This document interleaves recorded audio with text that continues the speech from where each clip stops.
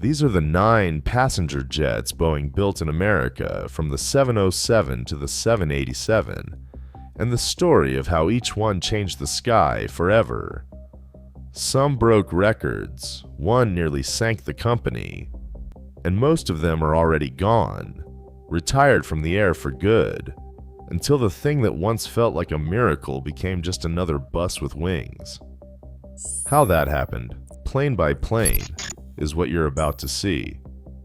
I've done deep research for this, official documents, historical sources, technical archives, to lay it all out for you, in order, from the very beginning. Because along the way, we didn't just lose a handful of models, we lost an entire way of flying. Today, a Boeing is the most ordinary thing in the world, but there was a time when stepping aboard one of these was the most glamorous thing a person could do. And it all began with a single plane. Before it, crossing the Atlantic was a punishment. 12, 13 hours inside a propeller plane, the pistons hammering under the wing, the aircraft fighting every storm because it couldn't climb above them.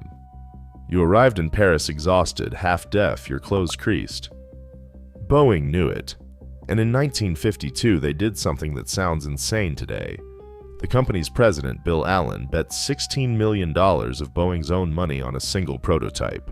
No orders, no guarantees. If the plane failed, the company would go down with it. They called it the Dash 80. On July 15, 1954, in Renton, just south of Seattle, a test pilot named Tex Johnston lifted it off the ground. When he landed and they asked him how it flew, he said, "Like a bird, only faster." But there was a problem, and it wasn't Boeing's. The British had gotten there first with a beautiful jet called the Comet, and the Comet had torn itself apart in midair more than once from a flaw no one had seen coming. So when Boeing went out to sell its jet, the world was afraid of them. The 707 didn't just have to be fast, it had to prove a jet wouldn't kill you. And it did.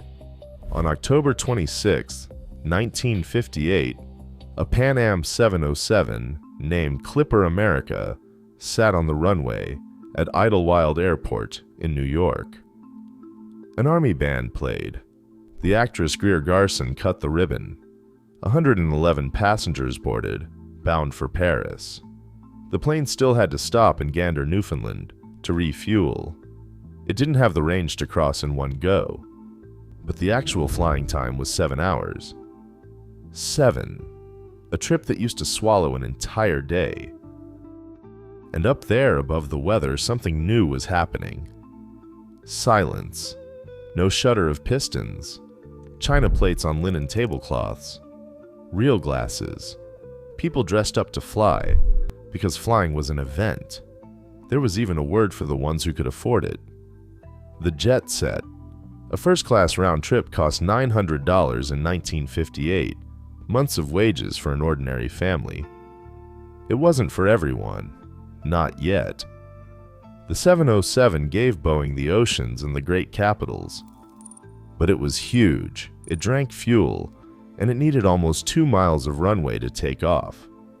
Most of America, the mid-sized cities and the small airports, still couldn't touch the jet age.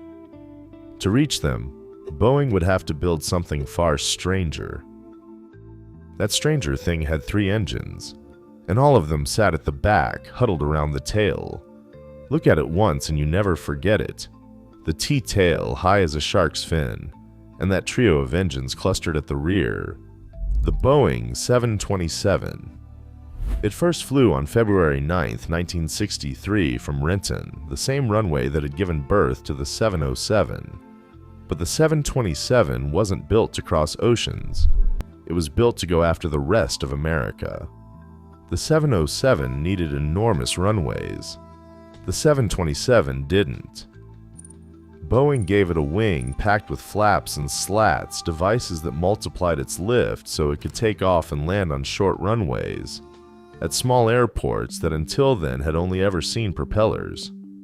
And so, for the first time, a mid-sized town could have its own jet. It carried one more trick, a folding staircase in the tail. It dropped down on its own. No jet bridge, no ramp. Passengers walked across the tarmac and stepped aboard from behind. On February 1st, 1964, Eastern Airlines put it into passenger service between Miami, Washington, and Philadelphia, and people noticed it before they saw it. Those three engines together made an unmistakable roar, deeper, fuller. In a town that had never heard a jet, that sound was an event. But the early years came at a price. In 1965 and 1966, several 727s crashed on approach. Those powerful wings let it sink very fast, and some pilots new to the plane came down too quickly. It was fixed with retraining and new limits on the flaps. The plane learned. So did the pilots. And one night in November 1971, a man who called himself D.B. Cooper hijacked one, demanded his money, and jumped out of that very tail staircase with a parachute. They never found him. Boeing had to fit a latch so the stairs could no longer open in flight. The 727 became the best-selling Boeing of its time. More than 1,800 of them. It brought the jet to all of America. But three engines burned too much fuel and made too much noise. And a smaller, cheaper, simpler plane was already taking shape. One nobody imagined would become the best-selling jet in history. That smaller, cheaper plane first flew on April 9, 1967, and today it's almost certainly the plane you've flown on. The Boeing 737. You might not have known its name, but if you've gone on holiday, if you ever took a shuttle flight, if one day you boarded a plane for the first time with your heart in your throat, it was probably one of these. Boeing designed it low to the ground, the two engines under the wing, so low you could almost touch them. That way it could load bags by hand and use simple stairs, without depending on big airports. They gave it the same fuselage width as the 707, 6 seats a row, and an unusual launch customer, not an American airline, but Germany's Lufthansa, which put it into service on February 10, 1968. From there, it just kept growing. Generation after generation, the original, the classic, the next generation, with ever more efficient engines. For over 40 years, it was the best-selling airliner in history, the workhorse of the entire world. And then came the MAX. In 2017, Boeing launched the last version of the 737 with new, bigger engines. To compensate for how those engines changed the way it flew, the company installed an automatic system called MCAS. But it didn't explain how it worked. It wasn't in the manuals. Many pilots didn't even know it existed. On October 29, 2018, a 737 MAX operated by Lion Air plunged into the Java Sea. 189 people died. 5 months later, on March 10, 2019, an Ethiopian Airlines MAX went down 6 minutes after takeoff. Another 157, 346 lives. The same system in both cases, pushing the nose down while the pilots fought to pull it up. The most beloved plane in the world was grounded, across the entire planet, for nearly 20 months. And the families asked the question Boeing still carries: how had the company that taught the world a jet was safe come to this? Many pointed to something that had changed inside years earlier after a merger in 1997, when the pressure to cut costs began to outweigh the engineering. The 737 flew again. It still sells. But in 2025, Airbus finally overtook it and stripped it of its title as the best-selling airliner in history. All of this happened down low, near the ground, in the everyman's plane. But years earlier, at the opposite extreme, Boeing had already bet its very survival on the biggest airplane the world had ever seen. The biggest airplane the world had ever seen began with a promise between two men. The story goes that Juan Trippe, the president of Pan Am, told Boeing's chief, "If you build it, I'll buy it," and the other replied, "If you buy it, I'll build it." In 1966, Pan Am ordered 25 planes that didn't exist yet. The factory to build them didn't exist either. So, Boeing built it. In a forest in Everett, it raised from nothing the largest building in the world by volume. And it handed the design to an engineer named Joe Sutter, who gathered a team of 4,500 people. They called them the Incredibles. They drew the Queen of the Skies in just 28 months. And that hump? That bulge on its forehead that made it unmistakable? It wasn't a whim. Boeing feared that supersonic jets would make the 747 obsolete as a passenger plane. So they lifted the cockpit up top, so that one day the entire nose could swing open and swallow cargo. And with that cockpit, up on the second floor, the most glamorous space in the history of aviation was born by accident. On February 9, 1969, it took off for the first time from Payne Field. And on January 22, 1970, it entered service with Pan Am, from New York to London. Though that night wasn't perfect, the first plane overheated an engine on the tarmac and had to be swapped for another. The flight left almost 7 hours late at 2 in the morning. Even the Queen had a difficult berth.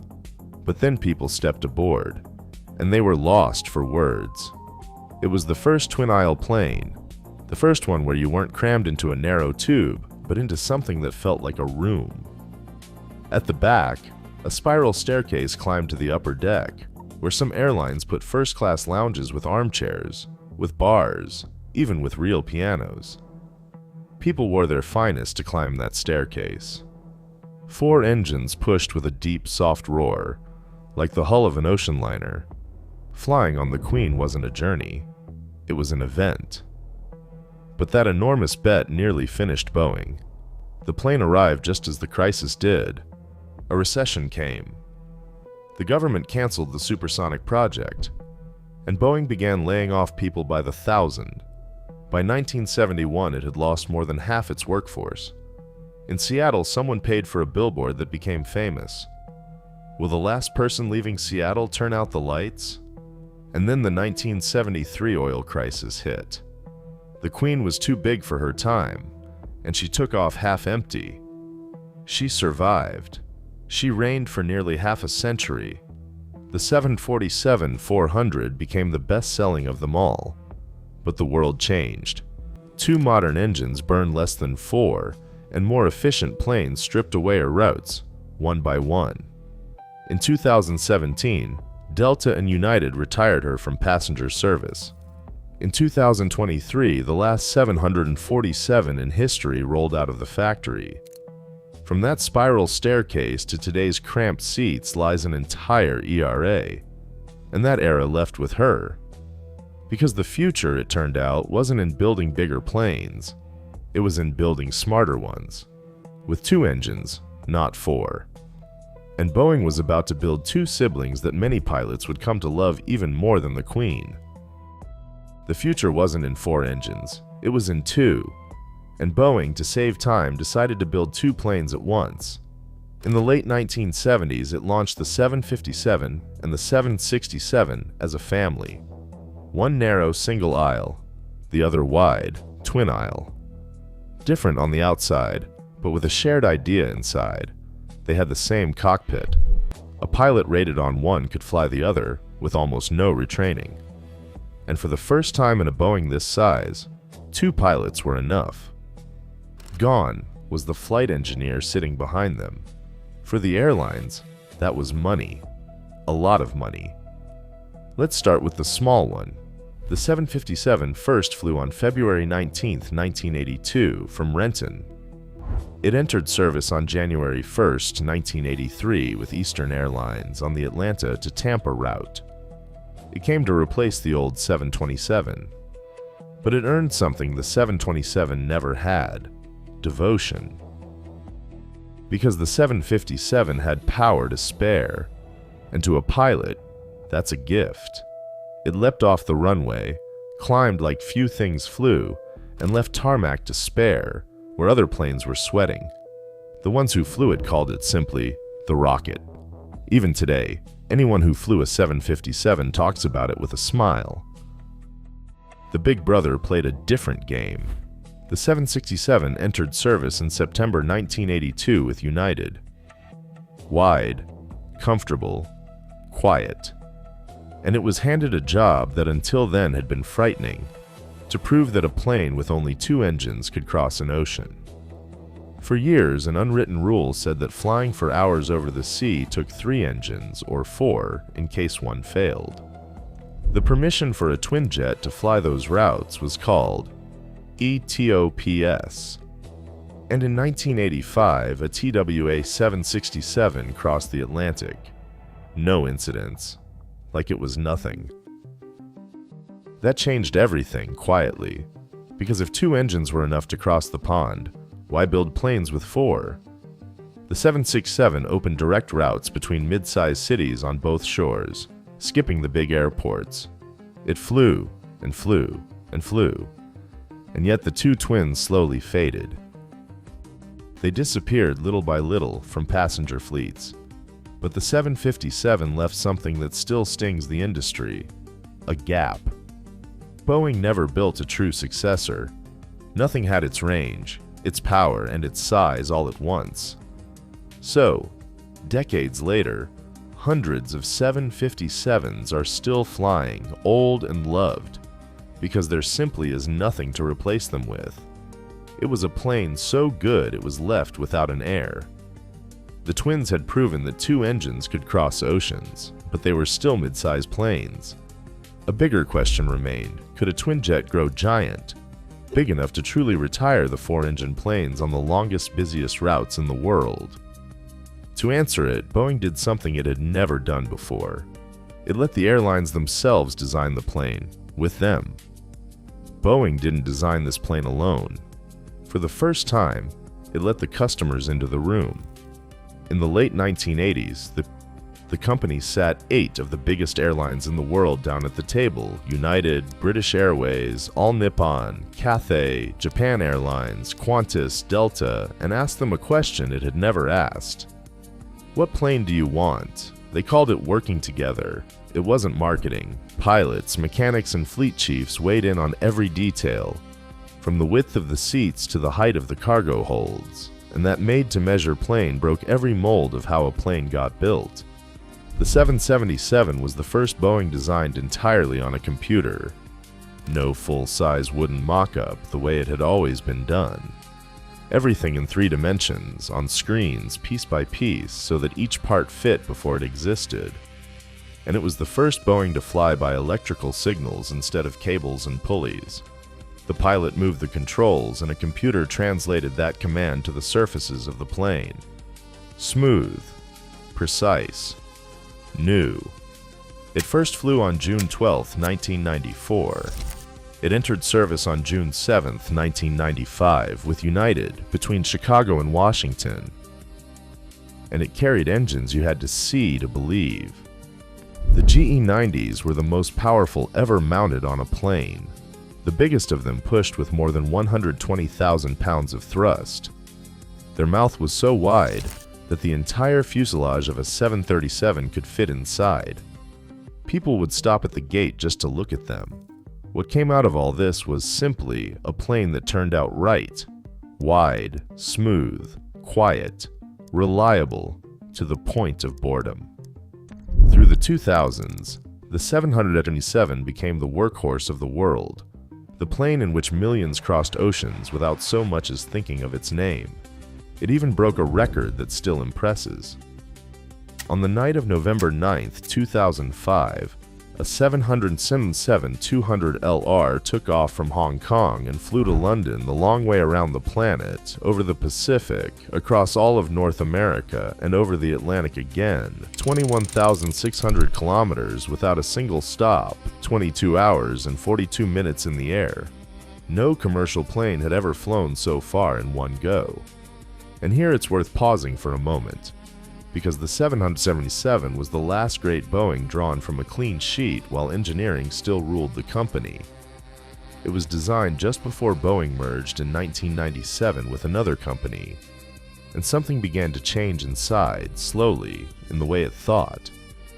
The 777 is the witness of the old school, the proof of how good Boeing was when it did everything right. Which is why the next chapter hurts a little more, because Boeing, at its peak, dared to promise something bolder still, a plane made of plastic, lighter and more futuristic than anything before it. A dream. But this time, reaching the future would cost Boeing far more than money. Boeing called it the plane of dreams, the Dreamliner. And for a while it looked like one. It was different from anything before it. Half its body wasn't metal, but carbon fiber, a composite lighter and stronger than aluminium. And that made possible things no plane had ever offered. The cabin was pressurized as if you were flying lower, with more moisture in the air, so you arrived less parched, with less jet lag. The windows were the largest ever fitted to an airliner, and they dimmed at the touch of a button, with no shade. Everything quieter, everything more electric. On paper, the most comfortable cabin in history. But reaching that dream came dear. The program arrived more than 3 years late. Boeing had scattered the plane across the world. Entire sections built in Italy, in Japan, in the United States, to be snapped together later like a giant puzzle. And the puzzle didn't fit the first time. There were delays, and later, manufacturing defects that would halt deliveries again years afterward. Part of the assembly moved to a new factory in Charleston. And then the plane of dreams began to burn. In January 2013, its lithium batteries overheated. One caught fire in a Japan Airlines plane parked in Boston. 9 days later, an ANA flight had to make an emergency landing in Japan for the same reason. The FAA did something it had not done since 1979, since the old DC-10. It grounded every 787 in the world. The plane of the future sat idle for months until Boeing redesigned the batteries and sealed them in a steel box. It flew again in April. Today, the 787 delivers what it promised. It's comfortable. It's quiet. It crosses the planet by the millions of kilometers every year. And yet nobody dresses up to board one. And there's the end of this story. The window dims with a button, and almost no one looks out of it in wonder anymore. We won efficiency. We lost the wonder. From the spiral staircase of the 747 and the champagne of the 707, we've arrived at an excellent, quiet, perfect tube. Flying became what it was before the 707, catching a bus, a superb one. But a bus. And while the Dreamliners crossed the sky in silence, in some hangar, quiet, the Queen of the Skies no longer flies. The miracle became routine. Think for a moment about what you've just seen.